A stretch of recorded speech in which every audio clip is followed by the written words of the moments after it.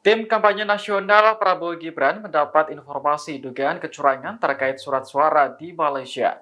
Pihaknya menyebut ribuan surat suara sudah tercoblos untuk paslon nomor urut 3 Ganjar Mahfud.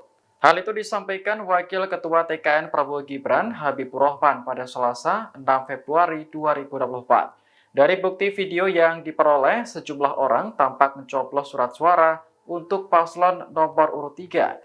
Habibur Rahman bahkan menayangkan video dugaan kecurangan itu dalam konferensi pers. Menurutnya, aksi kecurangan tersebut terjadi di Malaysia. Pelakunya diduga adalah panitia pemilihan luar negeri dan pihak kedutaan besar di Malaysia.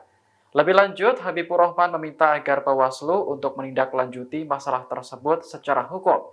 Temuan ini nantinya juga akan dilaporkan secara resmi ke Bawaslu.